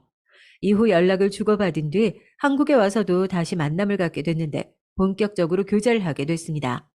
그렇게 둘이 몇 년을 만나오다가 자연스럽게 결혼 얘기가 나오게 됐어요. 그런데 이때 남자친구가 된 이 사람이 약간 망설이며 어렵게 말을 꺼내더라고요. 저기 현이야. 다른 게 아니라 나는 결혼할 준비를 그럭저럭 되어 있다고 생각해. 근데 결혼식을 생각하면 좀 걸리는 게 있어. 내가 그게 본가와 연락을 끊은 지 좀 됐어. 이게 좀 복잡한 사정이 있거든. 너희 집 어른들께서 이런 사정을 이해해 주실지 모르겠다. 이 말을 들으니 저도 좀 이상했던 게 안 그래도 남자친구는 도통 자기 집안이라든지 가족이나 형제 얘기를 거의 잘 꺼내지 않았어요. 부모님이 안 계신 건가 싶기도 하고 은근히 떠봤던 적도 있었는데요. 그때마다 화제를 피했거든요. 하지만 중요한 일을 앞두고 있고 또 우리 부모님께서도 궁금해 하실 수 있으니 저도 이때는 좀 깊게 물어봤는데요. 알고 보니 남자친구에게는 아주 희한하고도 아픈 사연이 있었습니다. 부모님이 돌아가셨다든지 그런 건 아니야. 두 분 다 계시는데 뭐랄까? 나랑 사이가 안 좋다고 해야 하나? 그래서 연락을 하지 않게 됐어. 내 밑으로 동생이 하나 있는데 애 때문에 일이 엄청나게 많았거든. 그때는 부모님도 경제적으로 어려우실 때였는데 내가 여러모로 서운하고 힘들었었어. 그래서 아무튼 지금은 상황이 그래. 지금은 나에게 고모가 거의 가족이나 마찬가지고. 듣고 보니 당시 남자친구가 같이 살고 있는 건 고모였더라고요. 그나마 조금은 말이 통하고 교육자이시기도 하고 그래서 홀로 나와 있던 조카가 안쓰럽다 보니 경제적으로 조금씩 지원을 해 주셨나 봐요. 그 덕에 1년 정도 해외 연수도 다녀왔고 귀국을 남겨두고 여행을 좀 즐겨보려던 차에 저랑 마주친 것이었더군요. 근데 어째 내용을 들으면 들을수록 저는 더 혼란스럽기만 했습니다. 일단 혼주석에는 고모가 대신 앉아 계실 거야. 내 결혼식 얘기가 나오고 있다는 걸 아버지도 알기는 하신 것 같아. 그래서 이때 모처럼 오실 거라는 얘기도 있지만 확실하진 않아. 아, 그리고 아버지까진 모르겠지만 어머니와 동생은 생각 않기로 했어. 사실 그 둘 때문에 아버지와 틀어진 거거든. 정확하게 상황을 더 말해줬으면 좋겠는데 그러기엔 표정이 너무 어둡고 상처가 깊어 보였고 그렇다고 대강 덮자니 적어도 저랑 결혼할 사이인데 너무 모르는 것도 좀 그렇잖아요. 이런 걸 눈치챘는지 그제야 입을 열더라고요. 그게 동생이 어릴 때 되게 아팠었어. 아무래도 둘 중 하나가 아프니까 부모님은 그 관심이 아픈 자식한테 쏠릴 수밖에 없잖아. 나도 엄청 걱정했었거든. 근데 어머니는 잘할수록 내 동생에게 너무 병적으로 집착을 하시더라고. 애도 점점 버릇이 나빠지면서 날 아주 우습게 보고 치료 결과가 좋아진 이후에도 성격은 변하지 않더라고. 아무튼 그런 관계로 사이가 점점 악화하게 된 거야. 아버지는 그 누구의 편도 아니시긴 했지만 말이야. 이런 상황을 듣다 보니 아무튼 저도 자세히 더 들어가지 않고 멈추게 됐습니다. 저 역시 한부모 가정이다 보니 저희 엄마는 이런 상황을 크게 신경 쓰진 않으셨고요. 그렇게 결혼식을 올린 뒤 둘이 살게 됐어요. 예식 때 아버님 얼굴을 처음으로 배웠는데 이때 인상이 좀 강렬하긴 했습니다. 참 수더분한 얼굴을 하신 분이었는데 이미 얼굴에도 많은 감정들이 실려 있더라고요. 저에게도 아주 어렵사리 말을 꺼내셨고요. 내가 며느리를 결혼식장에서 보게 되다니 참 여러모로 머쓱하고 할 말이 없네. 그래도 며느리를 봤으니 가끔이라도 연락을 해줬으면 좋겠는데 핸드폰 번호 좀 가르쳐 줄 수 있나? 이렇게 말씀하시면서도 무척 낯을 가리시더라고요. 이때 반응을 보니 그래도 본인 아들에 대한 짠함을 느끼고 계시는 것 같아서 저도 참 안타까웠습니다. 이후로는 저도 가끔 연락을 드렸고 남편도 그런 상황을 알고 있긴 했지만 특별히 뭐라 하진 않더라고요. 그러던 사이 신혼 6개월 무렵에 임신했다는 사실을 알게 되었고 우리는 정말 너무 신이 났었습니다. 경제적으로 썩 좋은 환경은 아니었지만 그래도 작은 빌라를 얻었고 우리끼리 알콩달콩 잘 꾸며놓고 살고 있었어요. 남편은 중소기업을 다니고 있었는데 급여가 아주 나쁜 편은 아니었기에 우리의 삶은 그런대로 만족스러웠고요. 이때 아버님께 임신 사실을 알려드렸고 정말 너무 좋아하셨답니다. 이후 시간이 지나 출산을 했고 100일이 지나서 제가 아이를 데리고 시댁을 방문했어요. 남편은 자기도 자식을 낳아보니 감회가 달랐던지 이때 못 이기는 척 하게 됐죠. 그런데 이때 처음으로 시댁 방문을 하고 나서야 저는 남편의 기분을 좀 알겠더라고요. 이때 처음으로 도련님과 어머님을 마주하게 됐는데요. 어머니는 저와 남편을 보고 별로 아무런 반응이 없었습니다. 근데 도련님 성격이 되게 별나더라고요. 이때 저는 정말 괜히 왔다 싶었고 아버님도 당황하셔서 도련님을 야단치셨습니다. 아, 형, 진짜 오랜만이다. 무슨 바람이 불어서? 아, 맞다. 애기 나왔다며? 대단하네. 대학 가고서 집이랑 연뚝 끊더니 아주 끄는 게 아니었어. 그리고 뭐지? 아, 형수님. 형수님이라고 불러야 하나요? 안녕하세요. 저희 형 잘 부탁해요. 우리 형 되게 소심한 사람이거든요. 나이도 저랑 동갑이라던데 그래도 그렇지 자기 형이랑 한두 살 차이 나는 것도 아니면서 말투가 좀 별로더라고요. 그런데 뒤이어서 하는 얘기는 정말 속으로 자기 형을 얼마나 우습게 아는지 느껴져서 제가 다 기분이 나빴습니다. 형, 근데 왜 온 거야? 혹시 나이 들어서 아버지한테 얼마 안 되는 유산이라도 받겠다고 들어온 거 아니야? 고모랑 붙어 살더니 왜 고모가 돈이 없대? 이렇게 계속 빈정거리더니 결국 아버님이 화를 벌컥 내버리셨어요. 영훈이 너 형한테 그렇게 무슨 말버릇이야? 네 말 맞다나 네가 지금 형이랑 마주한 게 대체 얼마만이냐? 네 형수랑 조카 있는 앞에서 말을 꼭 그렇게 해야겠어? 그런데 진짜 총체적 난관이었던 게 여지껏 아무 말도 없던 어머니가 입을 여시더라고요. 그 순간 남편이 왜 계모가 아닌 자기 친엄마를 그렇게 싫어하는지 이해가 갔습니다. 당신은 왜 영훈이한테 화를 내요? 아픈 애가 좀 칭얼거리는데 그걸 가지고 왜 그러냐뇨? 당신은 영훈이가 불쌍하지도 않아요? 아니, 대체 어떤 게 불쌍하다는 걸까요? 어머니가 그렇게 안쓰러워하는 어릴 적 병약하고 아팠다던 도련님은 그 당시 키가 190이 넘고 몸무게도 90은 넘어 보이는 거구였어요. 180대가 되는 제 형보다 큰 동생이 저렇게 말을 버릇없이 하고 다리를 떨어대는데 어머니는 뭐가 그렇게 둘째 아들이 아쉽다고 안타까워서 저러시는 걸까요? 결국 우리는 그 자리에서 별 말도 안 했고 밥 먹고 가라 아니면 나가서 먹자 어떻게든 자리를 좁혀보려는 아버님께 한사코 거절을 하고 나왔습니다. 큰아들을 잘 감싸고 다시 시작해보고 싶었던 아버님이 안쓰러울 지경이더라고요. 그 얘기를 듣고 저희 엄마가 참 안타까워하셨어요. 김서방 여러모로 짠하다. 제 엄마랑 동생이 그렇게 붙어 지내면서 차별을 하는데 얼마나 힘들었겠니. 아이고. 그런데도 저렇게 번듯하게 자라준 거 보면 세상에 너무 대견하네. 뭐 우리 집도 썩 크게 다른 환경은 아니지만 말이다. 사실 우리 집은 아빠가 어릴 때 돌아가셨기 때문에 엄마가 혼자 힘들게 저를 키워오셨어요. 그나마 자식이 하나라서 낫지 둘이었으면 도망갔을 것 같다고 우스갯소리를 하셨지만요. 적어도 이때 무렵만큼은 이런 얘기를 그냥 지나간 일이며 이제는 괜찮은 화제로서 입에 올리기도 했었는데요. 시간이 좀 지나 저에게 들이닥친 엄청난 풍파를 겪고서 우리는 농담으로도 이런 얘기를 하지 않게 됐습니다. 그 풍파 때문에 저는 물만 마시면 토했고 길을 걷다가 울며 또 토했고 걷다가 주저앉아서 정신을 못 차리는 일이 빈번했거든요.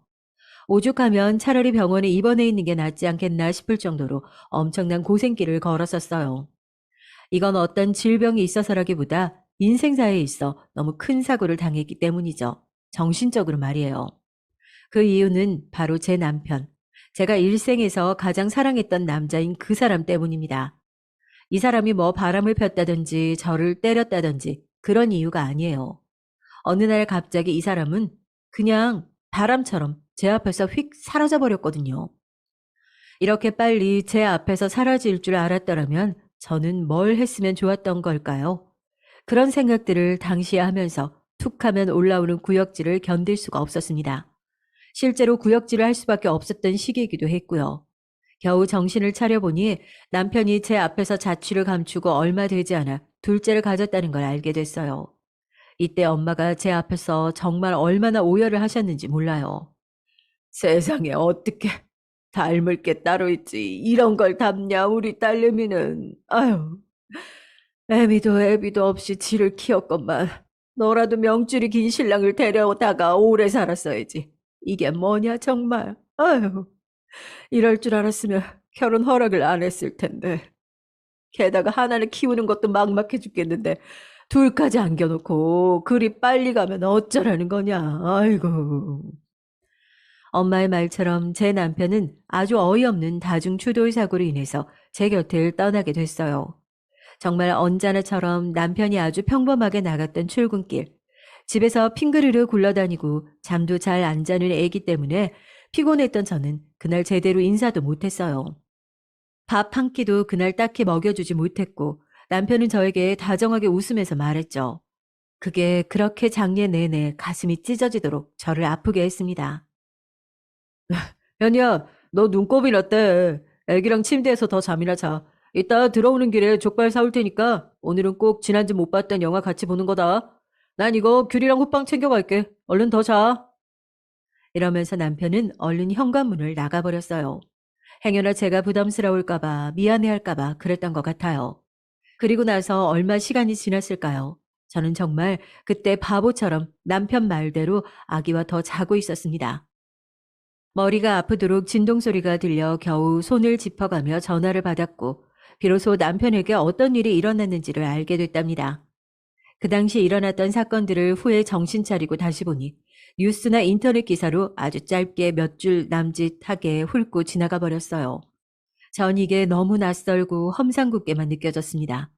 사람이 죽었는데, 내 가족이 죽었는데, 그것도 맨날 내 옆에서 떠들고 같이 머무르던 남편이 죽었는데 그냥 이렇게 30대 김모 씨 사망만으로 잡힐 일인가 싶어서 말이에요. 정말 세상 별의 거에 다 시비를 걸고 싸우고 싶을 정도로 제정신이 아니었습니다. 이때 저를 대신해서 엄마가 어렵사리 아버님께 연락을 드렸고 아버님은 그때 장례식장에 오셔서 너무나 비통하게 계셨어요. 이렇다 싶게 어떤 말도 하지 못한 채 아들의 영정사진을 보며 조용히 눈물만 흘리셨고요. 제가 이때 너무 넋을 놓고 있다 보니 엄마와 이모들이 와서 챙겨주시긴 했는데 아무튼 이때에는 뭘 해도 온전하게 생각을 하기 힘들더라고요. 저도 저지만 자식을 잃고 더 기가 막혔을 아버님을 신경 쓰지 못했습니다. 이후로 시간이 좀 지났을 무렵 저는 몸이 너무 불편하고 자꾸 구역질이 올라오는 바람에 이 스트레스와 상처가 너무 커서 그런 줄만 알았어요. 설마 임신일 거란 생각은 하지 않았고, 그리고 그러면 안 된다고 생각했었고요. 헌데 정말 혹시나 싶은 마음으로 이때 테스트기를 사면서도 이 무슨 황당한 일인가 싶었는데요. 실제로 테스트를 해본 결과 저는 둘째를 가진 것이 맞았습니다. 진짜 얼마나 어이가 없고 말이 안 나오던지 당장 제 발에 동동거리며 매달려 있는 애기도 감당이 안 되는 판국에 기가 막히더라고요. 그래도 어찌되었던 간에 이 상황을 받아들이는 수밖에 없었습니다. 몸도 너무 약해졌고 스트레스도 극심했지만 한편으로 참 고맙고 미안하게도 그 아이는 뱃속에서 잘 자라주었어요. 어느 날은 밥 먹다가 눈물이 나 꺼이꺼이 울기도 했답니다. 엄마, 나 정말 이래도 되는 걸까? 오빠는 죽었는데 나는 이렇게 또 살겠다고 뭘 먹고 있는 게 너무 바보 같고 미안해서 어떡해? 뭘 먹고 싶어진다는 것 자체가 너무 한심하고 기가 막혀. 나 엄마 어떡해? 그러면서 엄마 역시 눈물을 그렁그렁하며 엄마에게 자식인 저를 달래겠다고 반찬을 앞으로 끌어다 놓으셨어요. 뱃속에 애기가 먹자고 하는 건데 그리고 다 떠나서 살 사람은 살아야지 별 수 있겠어? 김서방이 너에게 남겨두고 간 애기라고 생각하고 그냥 다 좋게 보자 현이야. 너 이렇게 자꾸 울고 스트레스 받으면 너도 힘들고 애기도 안 좋아. 얼른 눈물 닦고 세수하고 와. 정말 이렇게 목이 메어 억지로 식욕에 이끌려 먹어놓고 소화가 안 되어 토를 하게 되는 상황들을 거듭 겪어가면서 저는 막달까지 가게 됐어요. 나중에 아버님께 연락을 드렸더니 지치고 우울해 보이시는 와중에 엄청 놀라셨고 순간적으로 목소리가 밝아지더군요. 아이고, 누가 정말 고생이 많구나. 어떡하냐. 너무 미안하고 그 와중에 또 고생하는 것 같아서 참 할 말이 없다. 네가 혼자 이렇게 짐을 짊어지는구나. 언제 아기를 낳으러 가는 거야? 나도 좀 알려주려무나. 나라도 가서 좀 봐야겠구나. 아버님은 당시 꽤 힘들어 보이셨고 저와 연락도 딱히 못하고 계셨는데 이때 전화에 조금 기운을 차리신 듯 했어요.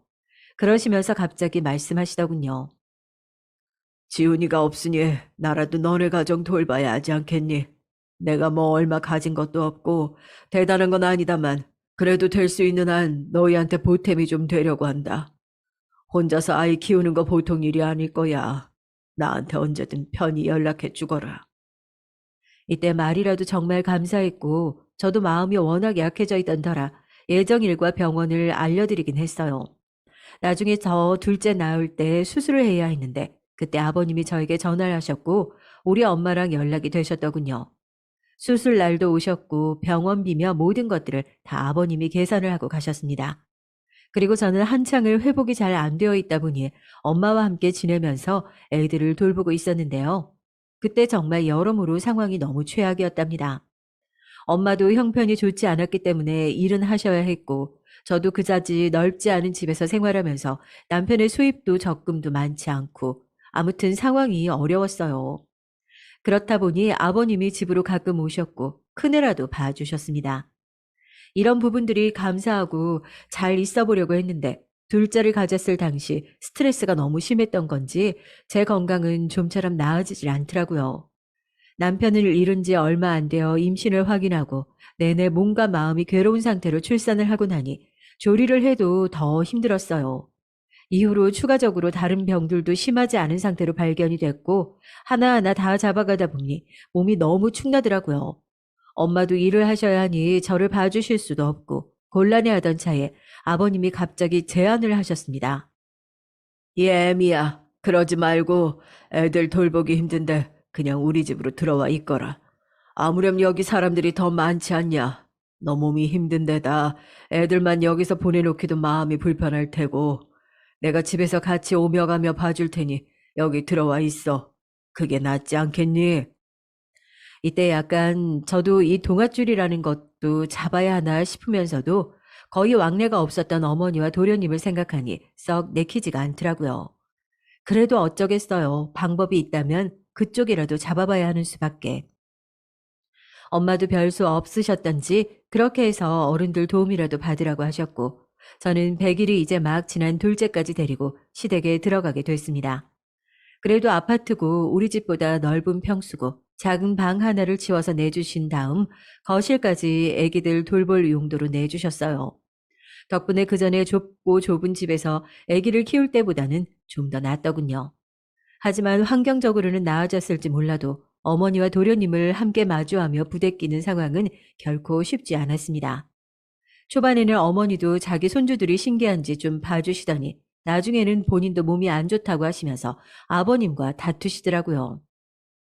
당신은 당신 마누라 상태는 생각 안 하고, 아니, 저렇게 애들을 집으로 들어오면, 아니, 나는 어떻게 쉬라는 거예요? 어? 나도 건강 상태 최악인데, 당신 진짜 너무하는 거 아니에요? 이 말에 저희도 얼마나 눈치가 보이던지, 실제로 어머니도 혈색이 좀 나빠 보이시긴 하더라고요. 그런데 아버님은 더 이상 물러설 수가 없으셨나 봐요. 당신 아픈 거 나도 알아. 그래서 나도 최대한 하고 있어. 데리고 병원도 다니고 당신에게 해줄 수 있는 건 뭐든 다 하려고 노력하고 있어. 근데 그럼 나는 대체 어떻게 해야 하나? 당신도 힘들겠지만 죽은 큰애 생각은 안 해. 그 밑으로 저렇게 식솔들이 딸려 있는데 쟤네들은 그럼 버려야 돼. 서로 서로 불편하겠지만 그래도 같이 사는 수밖에 없잖아. 이 좀 이해를 해달라고. 그렇게 상황이 넘어가는 듯 했지만 어머님도 갈수록 병사가 나빠지시니 화내고 짜증낼 때가 많으셨어요.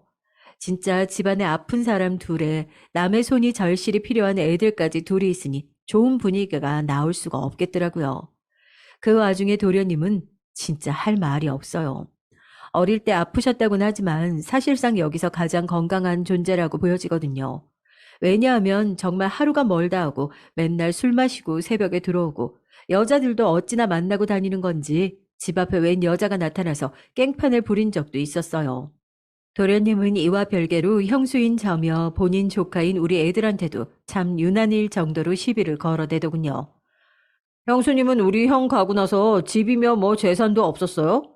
아이 그거 처분하고 그 뭐야 사돈 어른이랑 같이 살아도 됐을 것 같은데 아 왜 굳이 여기 들어왔대요? 아 우리 엄마가 손주 봐줄 거라고 생각한 거 아니시죠? 알다시피 우리 엄마 지금 암으로 고생하고 있는데 한창 젊은 형수가 여기 와 이렇게 요양하고 있을 일인지 이해가 안 돼서요.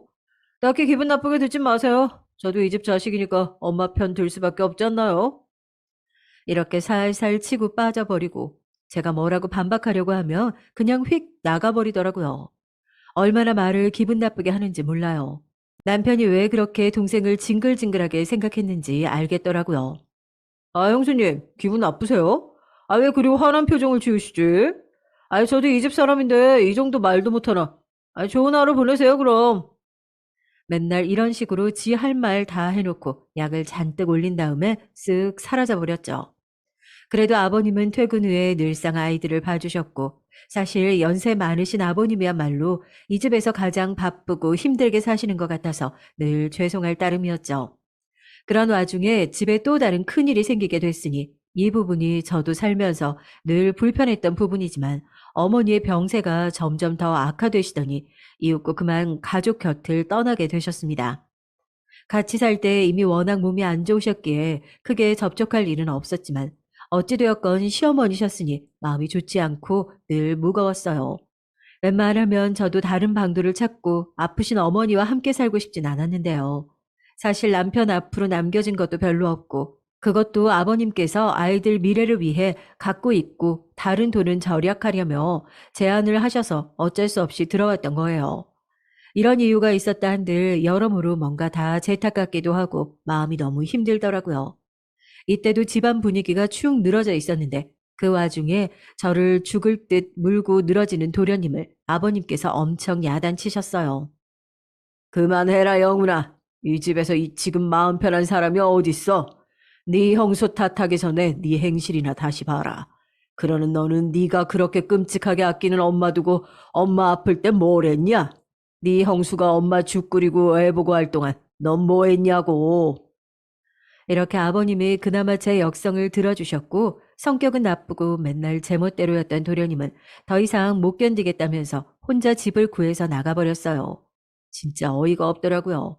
심지어 그 독립하는 돈까지도 아버님에게 단단히 요구를 해가지고 챙겨 나가더군요. 이런 모습을 보고 있자니 여러모로 아버님의 상황이 점점 더 안쓰럽게 느껴졌어요. 어릴 적 둘째 아들이 아파서 큰아들을 못 챙겨줬고 성인이 되어서 큰아들은 집을 나가버렸고 나중에 장가갈 무렵 겨우 연락이 되어서 좀 챙기려고 했더니 사고로 떠나버렸잖아요. 그렇게 해서 손주와 며느리를 챙겨서 힘들게 거둬들이셨는데 얼마 안 가서 아내도 몸이 아파 곁을 떠나셨고 둘째 아들이 또 반항을 하면서 집을 나가버렸으니 정말 얼마나 피로하실까 싶었네요. 저라도 이런 마음을 헤아려야 할 것 같아 아이들이 4살, 2살이 되던 해부터 다시 직장을 나가게 됐습니다. 어린이집에 맡기고 중간중간 아이들이 아프고 열이 펄펄 나서 다시 울며 데려오던 때도 있었지만 말이에요. 그때마다 아버님은 저를 외려 더 달래주셔서 더 속상하고 죄송하더군요. 애미야, 너무 무리하지 마라. 너 요즘 잠을 제대로 못 자는 것 같구나. 새벽에 자고 새벽에 일어나서야 되겠니? 주말에는 너도 좀 늦잠도 자고 하려무나. 그러시면서 국을 왕창 끓여주시기도 하고 주말에는 본인이 일찍 일어나셔서 손주들 데리고 공원도 다녀오시고 이런 부분이 가끔 눈물 나기도 했어요. 제가 친정아빠가 안 계셔서 그런지 가끔 너무 힘든 시기에 별 생각이 다 들더라고요. 우리 아빠가 있었으면 저렇게 손주들을 봐주셨을까 이런 마음 말이에요. 그 정도로 아버님은 우리 애들과 저를 배려해 주셨고 가끔씩 하시는 말씀에 혼자 울컥할 때가 있었죠. 지훈이도 보내고 니네 어머니도 보내고 영훈이도 저리 나가버려서 연락도 안 되고 있지만 그래도 요즘 들어서 나는 다시 살맛이 나는구나. 가족들끼리 부대끼며 사는 맛을 제대로 못 봐서 그런지 요 두 녀석들이 나한테 들러붙어서 좋아하는 걸 보면 참 마음이 찡해. 내가 아들들을 나란히 못 누려봐서 그런가 보다. 나는 그저 애미 너한테 너무 고맙고 미안할 따름이야. 아버님의 그런 말을 들을 때마다 너무 감사하고 죄송했고 이렇게 함께 키워주시고 돌봐주신 덕분에 큰애가 초등학교에 들어갈 무렵까지 겨우겨우 버틸 수가 있었습니다. 일하는 저 대신 어린이집 학부모 참관 수업도 가주시고 주중에 녹초가 되어 주말에 쓰러진 저를 대신해서 애들과 공원에도 가주셨거든요. 생활비를 정말 제가 온몸을 다 혹사해가며 벌었기에 특별히 크게 걱정이 없었지만 애들에게 잘해주지 못하고 집안일을 신경 쓰지 못하는 부분들을 아버님께서 오롯이 챙겨주셨습니다. 그렇게 큰애가 초등학교에 들어가고 얼마 되지 않아 한동안 그저 다람쥐 쳇바퀴 돌듯 반복되어지던 일상 안에 큰 사건이 또 하나 스며들게 됐죠. 바로 다름 아닌 아버님의 췌장암 판정 말입니다. 이때 아버님이 소화도 잘 못하시고 여러모로 몸에 불편한 것들이 많이 보이셨는데 계속 병원 진료를 미루셨거든요. 자꾸 별일 없을 거다 하고 미루시는 것을 어느 순간부터 스스로도 불편함을 직감하시는 것 같아 억지로 모시고 갔어요. 그랬는데 세상에 췌장암 판정이라니요. 게다가 우리가 이 상황을 발견하게 된 것은 상당히 늦은 시기였습니다. 아버님도 초반에 많이 충격을 받으셨지만 갈수록 덤덤한 모습으로 말씀을 하시는데 그게 더 마음이 아프더라고요. 영훈이 녀석이 제 아빠 아픈 건 알고 있으려나. 자식이라고는 지 하나밖에 없는데 어쩜 그렇게 연락을 안 하냐. 아유. 보다 보다 안 되겠다 싶어서 제가 도련님께 연락을 했는데 그때 도련님의 반응은 정말 차라리 거짓말이었으면 좋겠다 싶을 정도의 어이없는 대답이었어요. 아버지요? 아버지가 췌장암이요? 아, 언제부터요? 아, 진짜. 아, 어떡해. 이렇게 놀라시길래 뒤늦게라도 알려드리길 잘했다고 생각하고 있었는데 그 뒤의 반응에 저는 너무 기가 막혀 화가 났어요. 형수님, 대체 형수님 뭐 하신 거예요? 우리 아빠가 무슨 형수님 부려먹는 노예도 아니고 나이 많은 노인네를 그렇게 바쁘게 굴려가면서 혹사시키면 어떡하냐고요. 아빠가 맨날 애들 뒤치다꺼리나 하다가 저 모양 된 거 아닙니까? 형수님이 책임질 거예요? 아, 진짜 성질나네, 정말. 정말 시동생의 이런 말을 듣고 뒤집어지지 않을 사람이 있을까요? 저는 정말 어찌 반응을 해야 될지 몰라서 부글거리는 속을 안고 참고 있었는데요. 도저히 안 되겠어서 한마디 했는데 싸움이 커졌습니다. 도련님, 어쩜 말씀을 그렇게 하세요? 도련님이야말로 아버님이 저희와 지내는 수년 내내 집에 들리신 적이라도 있으세요? 아버님 생신이며 명절이며 이런 것들을 다 어찌하셨어요? 이것도 아버님께서 알려드리라고 해서 제가 전화드린 거예요. 안부와 전화는커녕 차단까지 해두셨다면서요. 어떻게 그러실 수가 있어요? 이랬더니 돌아오는 말이 너무 가관인 게 눈앞에 있었으면 진짜 험악하게 싸웠겠더라고요. 와, 형수님, 지금 뭐 제 탓이라도 하고 싶으신 거예요? 대단하시네. 아주 박수라도 쳐드려야겠어요. 응? 저랑 아빠 관계에 형수님이 뭔데 간섭질이세요. 그 집에 사시니까 뭐 우리 엄마 대신 안주인이라도 된 줄 아세요? 내가 우리 아빠랑 연락을 하건 말건 뭔 상관이냐고 진짜. 급기야 마지막에 저에게 반말을 해가면서 고래고래 소리를 지르는데 이건 진짜 안 되겠다 싶어서 전화를 끊었어요. 아버님께도 그냥 여부를 알려드렸다고만 하고 더 이상은 자세히 말도 못하겠더라고요. 저도 너무 화가 나서 참을 수가 없었고 이후로 상황을 어떻게 풀어야 할지 모르겠고 그런 와중에 아버님은 병세가 더 악화되셨고 도저히 안 될 것 같아서 정말 어쩔 수 없이 도련님을 호출하게 됐는데요. 온갖 죽을 상 인상을 쓰면서 찾아왔더군요. 그렇게 모여있는 우리를 두고 아버님은 우리에게 나중에 불편한 얼굴로 말씀을 하셨는데 이 얘기가 나중에 아버님 임종 후 큰 싸움으로 벌어질 줄 전 상상도 못했습니다. 영훈이 왔구나. 애비가 지금 이래서 그래. 잠깐만. 이러시면서 힘들게 숨을 고르며 말씀하셨어요. 현재 살고 있는 아파트가 전 재산이니 이걸 처분해서 도련님에게 반을 그리고 저와 아이들에게 반씩 이렇게 나눠서 처분하라고요. 이 말씀을 하고 계시는 와중에도 도련님은 표정이 좋지 않았습니다. 저는 단순히 자기 아버지가 저렇게 아프니 속상해서 그런 줄 알았는데 몇 번이나 그렇게 싫은 일을 당해놓고도 너무 순진했던 걸까요? 나중에 가서 도련님의 태도는 아주 험악해지더군요. 바로 아버님의 장례를 힘겹게 마친 이후에 잽싸게 도련님은 저에게 얼굴을 아주 가까이 맞닥뜨리시더니 무서울 정도로 강조해서 말을 하는 거예요. 형수님, 저기요. 그간 편히 사셨으면 됐지. 더 이상 우리 집에서 재미 볼 생각 안 하시는 게 좋을 거예요. 이거 무슨 말인지 아시죠? 이때 저는 무섭기도 했지만 무슨 말인지 잘 못 알아들었고 가뜩이나 상황도 복잡하고 심란한데 왜 이러나 싶었어요. 도련님은 정말 이상한 게 이런 상황을 눈치챈 친정엄마가 오셔서 왜 그러냐는데도 자기 할 말만 하더라고요. 뭘 모른 척하고 계세요. 우리 아빠 아파트 말이에요. 여지껏 형에게 기대서 몇 년을 살았으면 됐지. 설마 진짜 아빠 말대로 그거 판 거 반반 나눠 가지려는 건 아니죠? 솔직히 예의상 제가 조카들 생각해서 몇백 챙겨드리긴 할 건데요. 진짜 반반 같은 얘기는 꿈도 꾸지 마세요. 네? 이때 정말 목 뒤쪽부터 소름이 쫙 오르는 게 느껴지더라고요. 이때 완전히 눈이 뒤집어져서는 넋이 나간 사람 마냥 저렇게 중얼거리는데 정말 아예 모르는 그 어떤 타인보다도 무섭게 느껴졌습니다. 엄마는 본인이 옆에 있는데도 이런 식으로 말하는 도련님을 보며 얼른 그 집에서 나오라고 성하셨고요.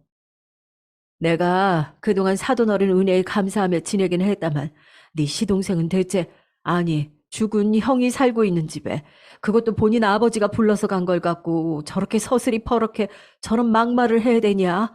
됐다. 그냥 집으로 들어와.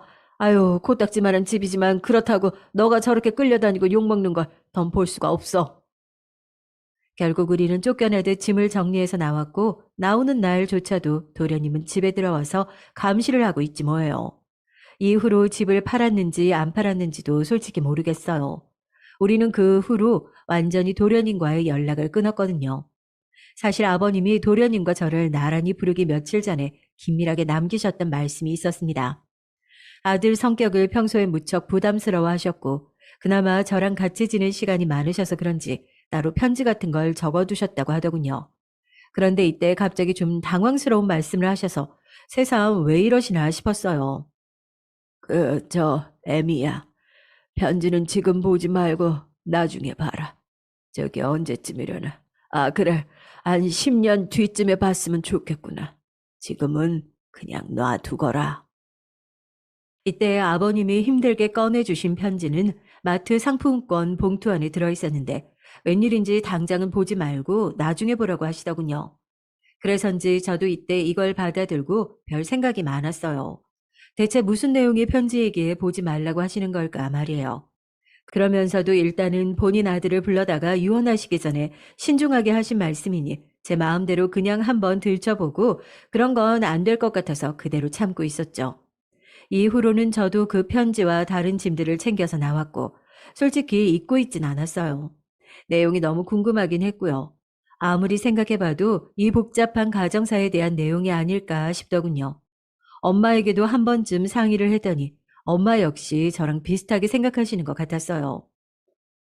재산이야 아들이랑 며느리 있는 곳에서 이미 결정을 하셨고 내가 볼 땐 네 시아버님이 뭔가 가정사 비밀이라도 갖고 계신 게 아닐까 싶다. 아유, 그날 장례 때 내가 네 시동생 제대로 봤는데 정말 치가 떨리더라. 너는 왜 그간 말을 안 했어? 웬만한 시누이들도 그만큼 시누짓은 안 하겠다. 어쨌든 자기 죽은 형 부인한테 얼굴을 그렇게 막 대가면서 어른인 내가 뒤에 있는데도 마다 않고 무섭게 말을 해야 되는 거냐? 김서방 생각하면 이런 말 해서는 안 되지만 진짜 말종 같더라. 심지어 김서방이랑 얼굴도 별로 안 닮은 것 같고 내가 볼 땐 뭔가가 있는 것 같아. 저도 처음엔 희끄무레하게 하고 있던 생각이었지만 엄마가 막상 이렇게까지 거의 확신하고 있는 쪽으로 밀어붙이고 계시니까 진짜 그런가 싶기도 하더군요. 근데 이때 저는 정말 진심으로 지쳐 있었기에 사실 가정사니 뭐니 아버님의 편지 내용에 대해 크게 궁금함이 느껴지진 않았어요. 연달아 한 집안의 장례만 3번을 치렀는데 그게 10년 안팎으로 일어난 일이다 보니 진짜 진이 빠지고 피로하게 느껴지더라고요. 당장 내 앞에 있는 아들 녀석 둘을 챙기는 것도 힘들어 죽겠는데 말이죠. 이후로 엄마는 그간 못 거뒀던 손주들이 들어왔으니 한층 더 바빠지셨고 저는 기존에 하던 일들을 여전히 유지해 나가면서 더더욱 정신이 없었습니다. 게다가 한 번은 집에 불이 난 적이 있었어요. 그나마 불행 중에 다행이라면 다행이라고 할 수 있을까요? 그때 애들만 둘이 있는 줄 알고 저는 기겁을 해서 뛰어갔는데 그때 엄마도 계셨던 거예요. 당시 같은 동네 애기 엄마가 저에게 전화를 해줘서 알게 됐고요. 도윤이 엄마, 얼른 가봐. 친정 엄마 집에 계시나? 아무튼 내가 볼 때 자기네 집이 아니라 그 앞집에서 불이 크게 난 것 같아. 이때 집을 향해 택시를 타고 거의 날아가듯 가는 순간 속으로 또 얼마나 서러움이 밀려오고 공포감이 엄습하던지 대체 내 인생은 왜 이렇게 엉망인 건지 눈물만 흐르더군요. 이 정도로 굴곡이 심한 삶이라면 인간적으로 어느 순간 정도는 숨쉴 틈을 줘야 하는 거 아닐까요? 온 눈물 콧물을 쏟으며 달려갔더니 그나마 다행히게도 모든 상황은 다 정리가 됐고 엄마가 애들을 챙겨서 밖에 나와 계셨어요. 애들이 머리가 아프다고 울어대기도 하고 집이 무섭다고 하는 바람에 그걸 달래느라 한 2, 3일 정도 근처 아주 작은 관광호텔 신세를 지기도 했었고요. 아무튼 이렇게 어쩔 수 없는 사고 외에는 그럼에도 불구하고 다시 생각해보자면 큰일은 또 없었던 것 같아요. 적어도 아이들이 제 속을 썩인다든지 뭐 누구를 때렸다거나 맞고 온다거나 하는 사고는 치지 않고 살아왔던 것 같네요. 엄마가 아무래도 옆에 끼고 애들을 보고 계시기도 했고 저는 이 집에 완전히 가장이 되다 보니 이후론 꽤 엄격하게 키워왔거든요. 그러다가 그 집도 계약 기간이 다 되어서 다른 집으로 이사를 가고 그때 한번 아버님 편지 생각이 문득 나더군요.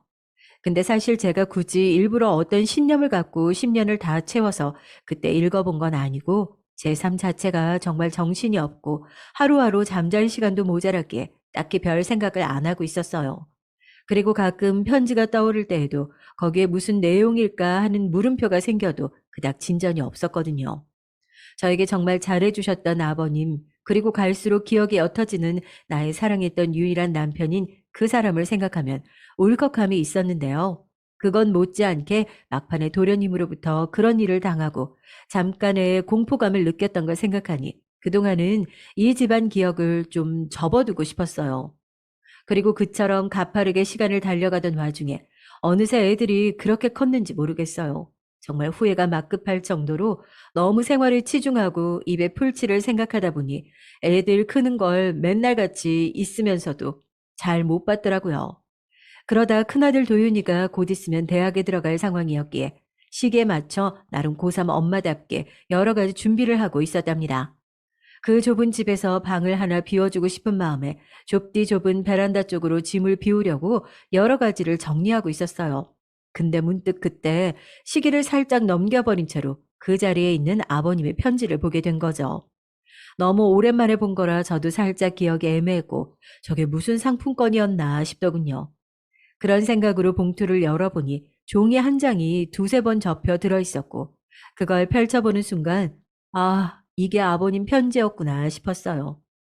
첫 줄부터 저를 부르는 말씀에 생각이 많아지려던 찰나에 대체 무슨 말씀을 하고 싶으셨기에 이렇게 꽁꽁 묻어두셨던 건가 싶더군요. 그런데 이후로 이어지는 편지 내용은 이전에 저나 엄마가 전혀 생각지도 상상도 못했던 내용이었어요. 어쩌면 제가 하도 도련님에게 당했던지라 정말 친아들이긴 할까 어디서 데려오신 게 아닐까 했던 그런 가족관계 진실 같은 얘기도 아니었고요. 이건 다시 떠올려봐도 그 당시 제가 어지간히 도련님으로 인해 힘들었고 친정엄마조차 벼르고 있었던지라 우리의 생각이 너무 선을 넘은 것 같기도 해요. 아무튼 그 안에 들어있는 내용은 정말 전혀 생뚱맞은 갑작스러운 돈 얘기가 적혀 있었어요. 그것도 그 얼마 안 되는 몇 줄 안에 말이에요. 애미야, 도윤이와 명윤이 낳고 키우느라 고생이 많았구나. 할애비가 돼서 어떻게든 손주들 대학 갈 때 도움을 주고 싶었다. 영훈이를 생각하니 너에게 참 부끄러운 얘기지만 신뢰가 가지 않는구나. 할애비로서 경제적으로 보탬이 되고 싶어 다른 곳에 부탁을 해두었다. 이쪽으로 연락을 해서 만나보거라. 아버님 편지 안에는 정말 저렇게 적혀 있었어요. 그러면서 김영필이라는 이름과 함께 연락처와 주소를 적어두셨더라고요. 아버님의 친한 친구라고 쓰시고 그 옆에 저렇게 적어두신 건데 이때 얼마나 얼떨떨하고 실감이 안 나던지 한참을 붙들고 있었습니다. 나중에 엄마에게 얘기를 했더니 엄마도 무척 황당해 하셨고요. 그러다가 말미에는 그럼 한번 연락이라도 해보자고 하시는 거예요. 아, 어쨌든 네 시아버님이 그렇게 하라고 한 거잖아. 보니까 자기 아들이 못마땅하긴 했나 보네.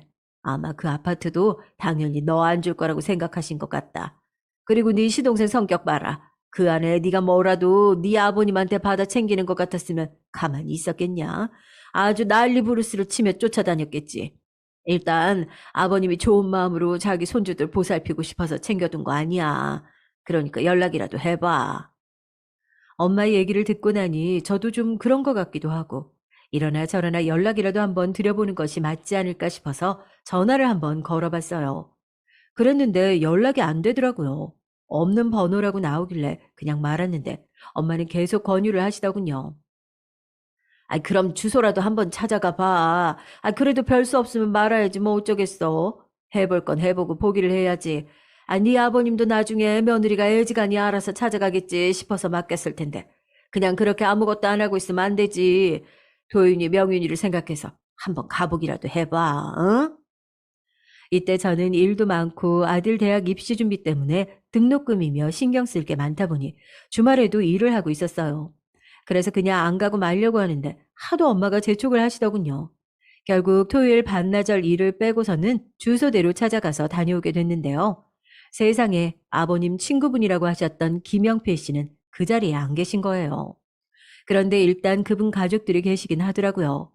할머님 한 분만 그 집에 살고 계셨어요. 저는 이런 사정을 모르니 당연히 친구분이 계실 줄 알고 아버님 편지를 들고 갔었는데요. 대강 사정을 말했더니 다행히도 할머님께서 아는 체를 하시더라고요. 아, 덕종 씨. 그러니까 그 시아버님이 김덕종 씨죠? 거기 며느리고. 아이고, 오긴 오는구나. 아, 나도 잊어버릴 뻔했어. 아니, 잊으면 안 됐지. 일단 들어와요. 결국 어영부영 따라 들어갔는데 사정을 듣고 보니 참 대체 무슨 일이 벌어지고 있는 건지 하나부터 열까지 이해가 가지 않았어요. 이런 일이 저 같은 평범한 사람에게, 아니 저처럼 하는 일마다 그닥 무난하게 풀리는 법이 없는 사람한테 일어나기도 하나 봐요. 우리 남편은 3년 전에 먼저 갔어요. 그러면서 나한테 꼭 덕종 씨가 맡긴 거는 제대로 전해주라고 했고, 둘이 사이가 엄청 막역했거든. 그 옛날에 우리 시어머니가 돌아가셨어요. 그때 덕종 씨가 우리 남편이랑 엄청 친했거든. 형편이 썩 좋지 않을 때에는 와서는 장례도 치러주고 자리도 지켜주고 우리 딸 시집 보낼 때도 돈도 얼마 보태줬지. 이후로 우리 형편이 나아져서 갚으려고 하니까 또 그걸 싫어하더라고. 하여간 그런 사람이야. 그 짝 시아버님은 말이야. 이렇게 말씀하시는데 확실히 저희 아버님에 대해서 기억을 좋게 갖고 계시는 것 같더라고요. 아버님과 이 친구분도 역시나 사이가 좋았던 것 같고요. 그러면서 저에게 아버님이 이분께 맡기신 금액을 말해주셨는데, 저는 정말 그 자리에서 듣고 기절할 뻔했어요. 그때 참 낯선 분위기라 저도 모르게 무릎을 다소곳이 꿇고 앉아 있었는데, 얼마나 당황스럽던지 갑자기 다리에 쥐가 났지 뭡니까. 몇 번이나 듣고도 믿을 수가 없어서 계속 여쭤봤고요. 나중에 할머님께서는 살짝 귀찮아지신 것 같았어요. 글쎄 계속 물어가면서도 확신이 오지 않던 그 숫자는 다름 아닌 5억이라는 금액을 아버님께서 맡겨두셨던 거예요.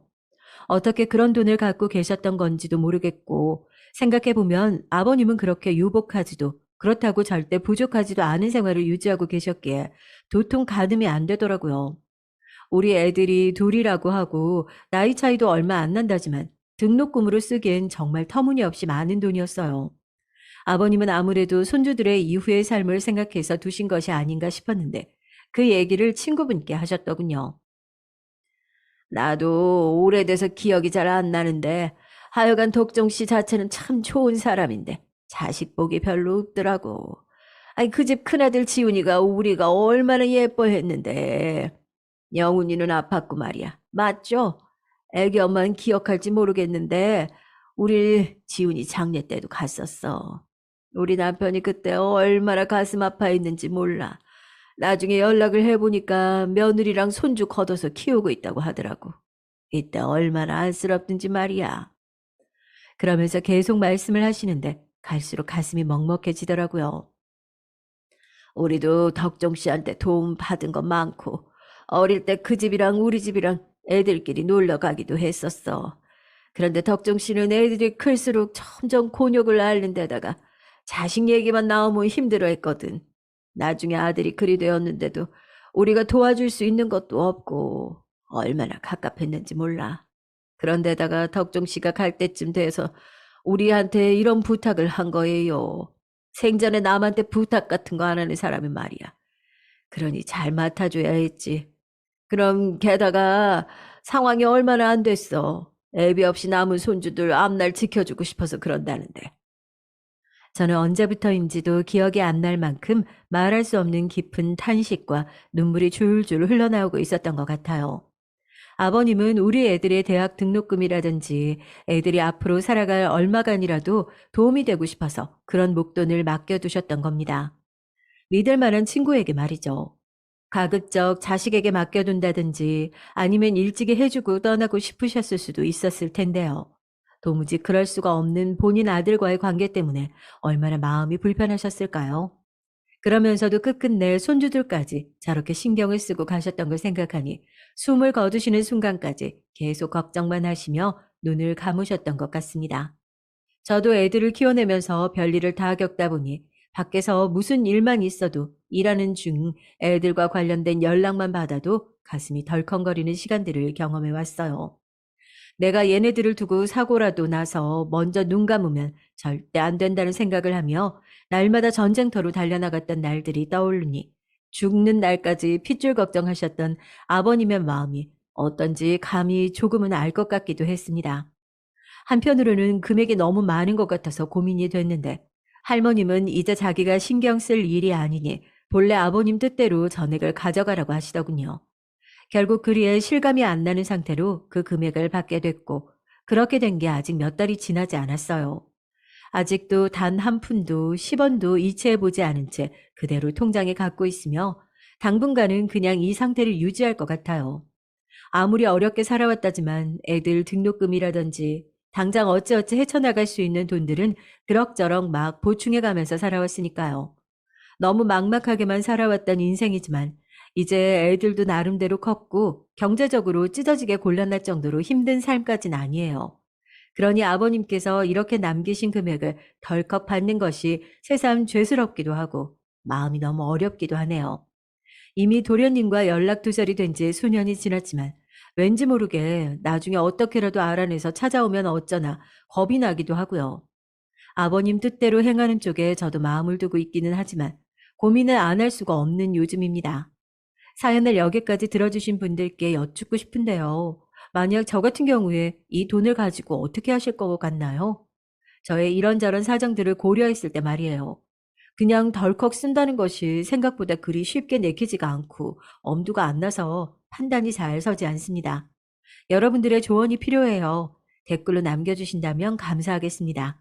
지금까지 들어주셔서 감사합니다.